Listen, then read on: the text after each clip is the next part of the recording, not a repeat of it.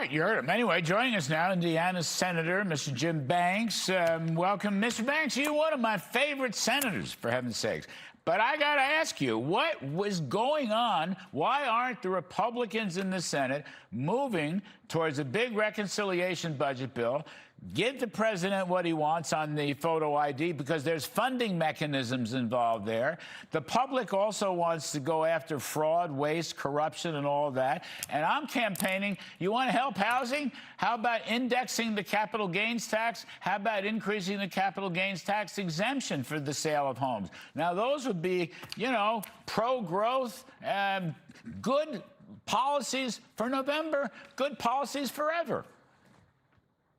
I totally agree, Larry, and that's what we should be doing. And cutting capital gains taxes is good for working class Americans, the Trump voters that we need to show up in November to keep our majorities in the Senate and the House. The good news is that President Trump came and spoke to Senate Republicans and gave us a dose of reality, a tough love message right before we left for the July 4th recess. And his message was very clear. We have to fight harder for the Save America Act. We have to fight harder for the Trump agenda. That message is also carried to my former colleagues in the House. And here's the good news. My former colleagues in the House are doing their part, and they're crafting this reconciliation 3.0 with the increase in defense spending and attach the Save America Act. And if I can give any advice to my former colleagues in the House, it's keep forcing the hand of the senators and add the Save America Act to everything that you send to the Senate, because some of these senators who don't like to fight back, they don't like to fight hard, they're too tied to traditions or rules that they think ties our hands. The House Republicans are going to do their part and send a good reconciliation bill over to the Senate and give us a chance to pass it. Well, yeah, look, Speaker Johnson, I interviewed him last Wednesday. We were in Washington, D.C. He was terrific. I mean, they've already passed the Save America bill several times.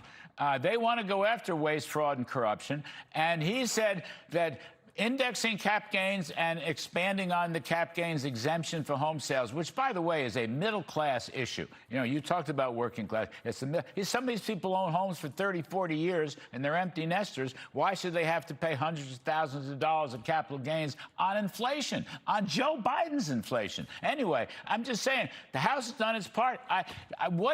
Look, I'm a fan of Senator John Thune, but I don't see any movement, Mr. Banks. That's my problem.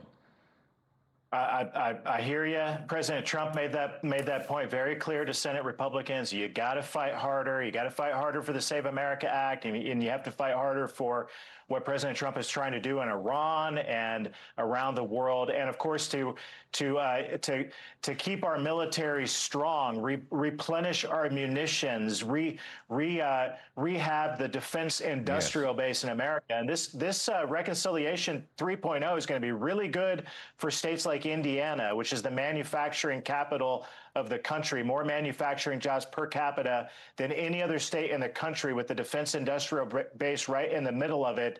We make things in Indiana, and this defense spending bill is going to be really good for the Hoosier state. And then attach the Save America Act. We can do, even though reconciliation means that we can't pass policy, it has to be fiscally related, we can accomplish most of the Save America Act in the reconciliation bill, and House Republicans know that, so they're going to send us a strong bill over from the House, and Senate Republicans need to do everything that we can to fight to pass it.